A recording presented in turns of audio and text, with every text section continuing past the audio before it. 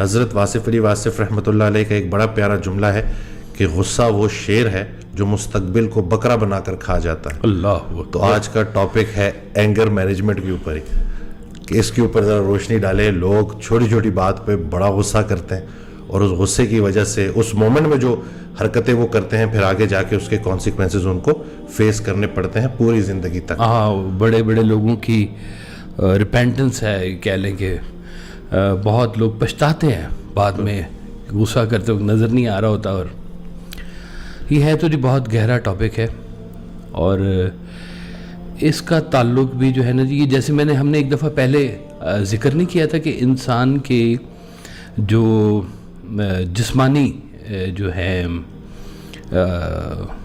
اوصاف, جسمانی اوصاف, اس میں یہ چیزیں تھیں. ہم نے حسد پہ بات کی, تکبر اس میں ہوتا ہے, غصہ اس میں ہوتا ہے, حرص و ہوا ہوتا ہے اس میں, شہوت اس میں ہوتا ہے, اور انسانی جو روحانی اس کے جو اوصاف ہیں اس کے بیچ میں محبت ہوتا ہے, حلم ہوتا ہے, شکر ہوتا ہے, رضا ہوتا ہے. تو یہ غصہ انسان کا نیچرل ہے. مجھے یاد ہے جی, بیٹی تھی میری 8 مہینے کی, کرال کرتی تھی جب, مطلب 7-8 مہینے کی. تو میں نا وہ اس کا وہ چھوٹا سا جوتا تھا, تو وہ جوتے سے کھیل رہی تھی. میں نے اسے ایسے جوتا لیا نا, تو اس نے ایسے زور سے کیا. تو میں نے کہا وہ اتنی چھوٹی ایج میں بھی بچوں کو غصہ آتا ہے. میں نے 1-2 دفعہ نا ٹرائی کیا, وہ کھیلے پھر میں اسے وہ لے لوں, تو پھر کر کے غصہ کرے نا وہ. تو میں نے کہا کمال بات ہے, یہ ہم تو بڑوں کا ہی فیشن سمجھتے رہیں, یہ تو 8 ماہ کے بچے میں بھی ہوتا ہے غصہ. اچھا, لیکن ان کا غصہ بڑا اچھا ہوتا ہے جی, وہ غصہ جلدی ہوتا ہے, اتر بھی جاتا ہے, جلدی اتر جاتا ہے. اب یہ نا اس کے کچھ کریکٹرسٹکس ہیں انسان کے. کچھ لوگوں کو جلدی غصہ آتا ہے, جلدی اتر جاتا ہے, یہ کہ مزاج ہو گیا. کچھ لوگوں کو جلدی غصہ آتا ہے, دیر سے اترتا ہے, اور کچھ لوگوں کو دیر سے غصہ آتا ہے اور جلدی اتر جاتا ہے, اور کچھ لوگوں کو دیر سے غصہ آتا ہے اور دیر تک چلتا ہے. اب یہ اللہ تعالیٰ نے ہی یہ مزاج بنائے ہوئے ہیں کہ یہ مزاج ہیں. تو اب ان کو اگر تو جیسے ہم نے کہا نا کہ کوئی چیز اپنی حدود و قیود سے جب باہر ہو جاتی ہے, تو جب وہ باہر ہوتی ہے تو وہ بیماری بننا شروع ہو جاتی ہے. تو یہ غصہ بھی اس کیٹیگری کی چیز ہے کہ جب اب غصہ ایک انرجی ہے آپ کے اندر کی, آپ کا نا وہ فشار خون, بلڈ پریشر تیز ہو جاتا ہے, انرجی سی فیل ہونا شروع ہوتی ہے. ایک پرانی بات آ جائے نا, میں اماں جی کو نا, اپنی اماں جی کو کبھی کبھی میں چھیڑتا ہوں, تو میں نے کہا جی اماں جی وہ اس کو معاف کرتا ہے. اماں جی کو ایک دم سے غصہ آتا ہے, اپنے بال ٹائٹ کر کے, نہیں میں نے.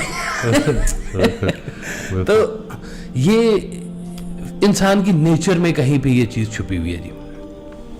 اس کا بلڈ پریشر تیز ہوتا ہے, اس کی سانس جو ہے تیز چلنا شروع ہو جاتی ہے, اور آہستہ آہستہ اس کے چہرے کے فیچرز بھی بدلنا شروع ہوتے ہیں. صحیح بات. کچھ لوگ دانت پیستے ہیں, کچھ کی یہاں پہ وہ شکن پڑنی شروع ہو جاتی ہے, اور کہتے ہیں کبھی آپ کو غصہ آیا ہو نا, تو آپ ایسے طرح کبھی جا کے شیشے میں اپنی شکل دیکھیں, وہ آل ٹوگیدر نا ایک نئی شکل بنی ہوئی ہوتی ہے انسان کی, وچ از ناٹ گڈ.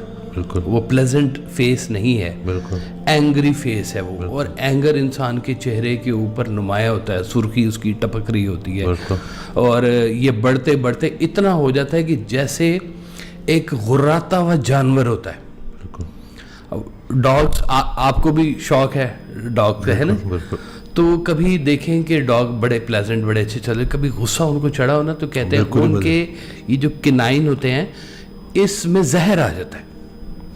یعنی کہ کتا ویسے کسی کو کاٹے نا تو وہ ایک اور چیز ہوتی ہے, لیکن جب وہ غصے میں کسی کو کاٹتا ہے نا تو کہتے ہیں اب اس کے دانتوں میں زہر تھا, وہ زہر جائے گا آپ کے اندر, ٹیکے لگواؤ.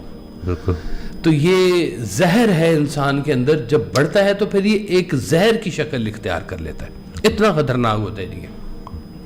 اور جب وہ زہر چڑھتا ہے نا انسان کو, پھر ایسا ہوتا ہے کہ پھر انسان درمیان میں سے مائنس ہو جاتا ہے, اور غصہ اس کے اوپر سواری کر رہا ہوتا ہے, جن بابے نے اس کو پکڑا ہوتا ہے, اور جیسے وہ جن بابا اس کو کنٹرول کر رہا ہوتا ہے وہ ویسے ہی کر رہا ہوتا ہے. بالکل. میں نے کہیں پر پڑھا تھا ایک دفعہ کہ حضرت سلیمان علیہ السلام کا دور تھا، جب وہ جنات والا دور تھا سارے کا سارا. وہ سلیمانی انگوٹھی بھی آپ کو یاد ہے کہ اللہ تعالیٰ نے عطا کی تھی ان کو کہ اس میں جنات کی طاقت ہے ساری.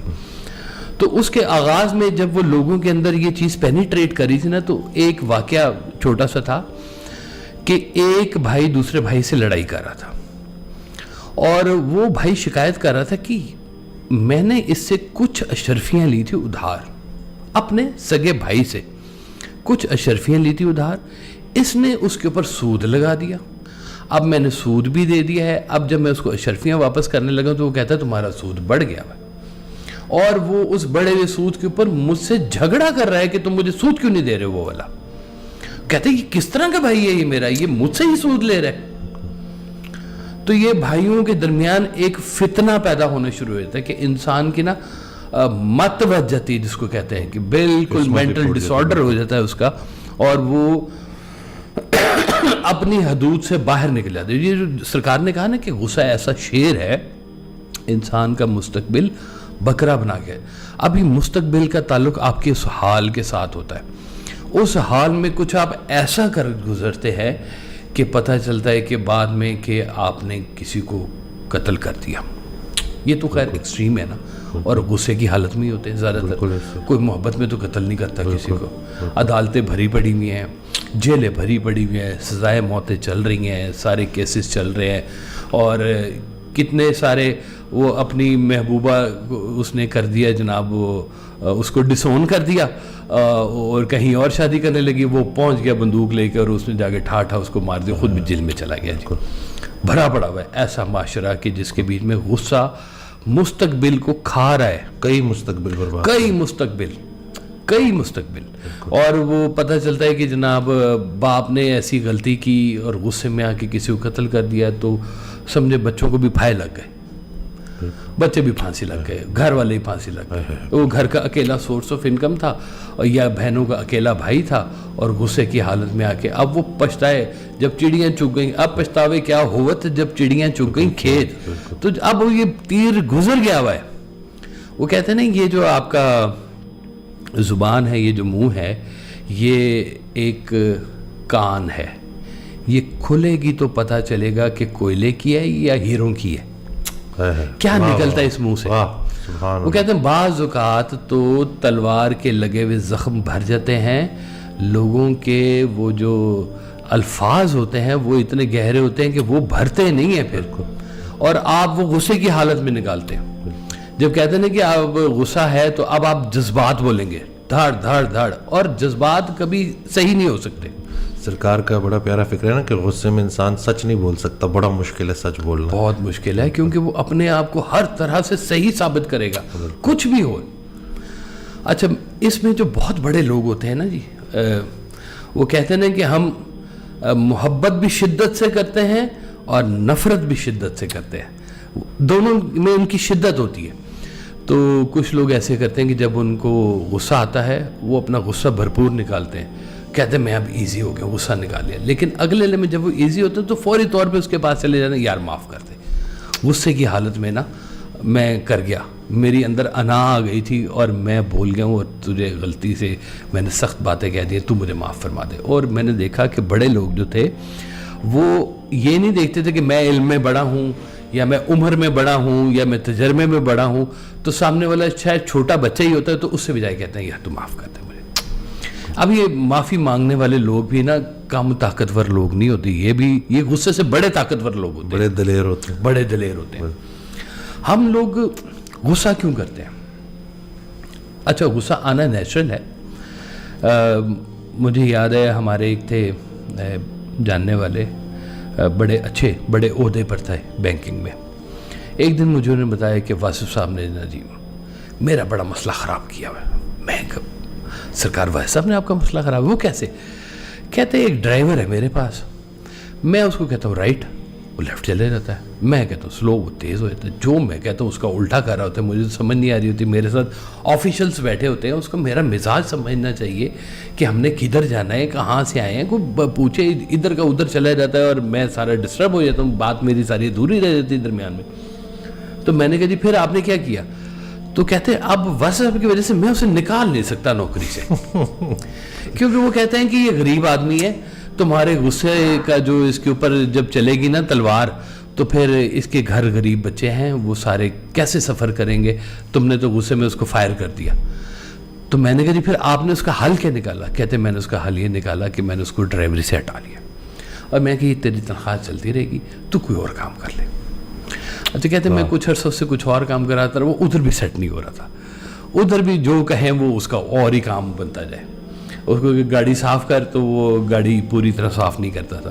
اب کہتے پھر میں بڑا پریشان ہو گیا کہ اب میں کیا کروں اس کے ساتھ, غصہ دلا رہی ہے مجھے جان جان کے, جو میں کہتا ہوں الٹا کر رہا ہوتا ہے. پھر میں نے اسے کہا کہ تو نا اب اپنے لیے نوکری ڈھونڈ, جب تک تجھے نوکری نہیں ملے گی نا تیری تنخواہ جاری رہے گی. واہ واہ واہ. کہتے ہیں آپ کو پتہ ہے میں نے اسے کب تک تنخواہ دی؟ میں نے اسے 3 سال تنخواہ دی ہے. اللہ اکبر. واہ واہ. اور اب یہ جو پیچھے فلسفہ تھا سرکار کا معاف کرنے والا, یہ سرکار دو عالم صلی اللہ علیہ وسلم کا فلسفہ ہے. صلی اللہ علیہ وسلم. آپ سے کسی نے پوچھا کہ اپنے ملازم کو دن میں کتنی دفعہ معاف کرنا چاہیے؟ 70. آپ نے فرمایا 70 مرتبہ معاف کرنا چاہیے. اوہ اتنا ظرف کہاں سے لائے ہیں ڈاکٹر صاحب؟ 70 دفعہ معاف کرنے کا, ایک ہی غلطی, ایک ہی بندہ, ایک ہی دن میں. تو یہ تو اب پھر بڑی بات ہے. ایک شخص آیا, اس نے سرکار دو عالم صلی اللہ علیہ وسلم سے کہا کہ حضور کو نصیحت فرمائیں. آپ نے کہا کہ غصہ مت کیا کرو. اس نے کہا جی کچھ اور. آپ نے کہا غصہ مت کیا کرو. And he kept repeating it, کہ بار بار پوچھتا گیا اور کوئی بات, اور کوئی بات. تو سرکار نے ہر دفعہ اس کو صرف یہی جواب دیا, غصہ مت کیا. ہو سکتا ہے اس کا اینگر ایشو ہی ہو سب سے بڑا. تو سرکار دو عالم نے اس کو صرف ایک ہی نصیحت کی کہ غصہ مت کیا کرو. اب یہ غصہ اس وقت انرجی بنتا ہے جب آپ غصے کو روٹ کرنے والے بن جائیں. ایک بن گیا, طوفان بن گیا, ایک دریا ٹھاٹھے مارتا ہوا ہو گیا, فشار خون بڑھ گیا آپ کا. اگر تو آپ نے اس کو کہیں پر بھی جانے دیا, وہ تو پھر بنا ہوا طوفان, اور کہیں بھی جائے گا تباہی پھیرے گا, آپ کے لیے بھی تباہی, اگلوں کے لیے بھی تباہی. اگر کسی طرح سے آپ نے اس کو چینلائز کر لیا تو پھر یہ بن گیا آپ کی انرجی. اب دیکھیں مجھے یاد ہے, اور سرکار ویسا بھی اس کو بعض اوقات بڑی دفعہ کوٹ کرتے تھے, کہ میری ترقی میں بہت بڑا ہاتھ ان لوگوں کا ہے جنہوں نے مجھے اس وقت ذلیل کیا تھا. اللہ اکبر. اور میں نے کہا کہ یہ میں ان کو کر کے دکھاؤں گا. سبحان اللہ. چیلنج لے لیتا ہے نا انسان کہ بھئی یہ مجھے اس نے کہا ہے تو میں تو ایسا ہوں نہیں. اب غصہ آیا, مجھے ڈھیر سارا غصہ آیا, لیکن میں نے اس وقت ان کو منہ توڑ جواب نہیں دیا, اور میں نے ویٹ کیا اور اپنے آپ کو چینلائز کیا, اور اپنے اینگر کو میں نے ایک سٹریم لائن دی کہ یہ میں نے کر کے رہنا ہے. سبحان اللہ. اور وہ یہ انرجی ویسے آ نہیں تھی سکتی جب تک کہ کوئی آپ کو تیلی نہ لگائے اس بارود کو. کسی نے اس کو اگنائٹ کیا ہے. وہ سرکار فرماتے تھے کہ دیکھو تم غور کرو, کہیں تم نے اپنے آپ کو ایکسپلائٹ تو نہیں کیا, کہیں تم نے ایکسپیڈائٹ تو نہیں کیا, کہیں تم نے اگنائٹ تو نہیں کیا. تو یہ کام ہم کر رہے ہوتے ہیں, اپنے ساتھ ہی کر رہے ہوتے ہیں. اپنے آپ کو ایکسپلائٹ کرتے ہیں, اپنے آپ کو ایکسپیڈائٹ کرتے ہیں, اپنے آپ کو اگنائٹ کرتے ہیں, خود ہی سے آگ لگاتے ہیں. اگر تو ہم نے اس کو چینلائز کر لیا تو یہ تو بن گئی انرجی, پازیٹیو انرجی بن گئی. آپ نے زندگی کے اندر کوئی اس چیز کو ترقی کر لی اور آپ پکڑ کے لے گئے. اور اگر آپ نے اس کو کھلا چھوڑ دیا تو یہ وہ سانڈ ہے جو پھر ہر چیز کو رون دے گا. پاگل ہاتھی آپ نے کبھی ویڈیوز میں دیکھے نا, کہ ہاتھی جب غصے میں آتا ہے تو پاگل ہو جاتا ہے, پھر وہ نہیں دیکھتا مالک کون تو ملازم کون, ہر چیز کو وہ جو اس کے راستے میں طاقت ہوتی ہے بڑی, اور ہر چیز کو وہ رون دیتا ہے پکڑ کے. کہ ہاتھی کا غصہ بڑا مشہور ہے جی, اور کہتے ہیں ایک ہاتھی کا غصہ بڑا تیز ہوتا ہے, اور اونٹ کا کینہ بڑا مشہور ہے. کہ اونٹ اپنے اندر وہ غصہ رکھتا ہے اور مینی ایئرز رکھتا ہے, اور وہ اس کو دوبارہ اس پہ حملہ ضرور کرے گا جس کے بارے میں اس نے غصہ رکھا ہوگا. کہتے ہیں اونٹ کا کینہ, کہ وہ اپنے اندر رکھتا ہے, بات رکھتا ہے.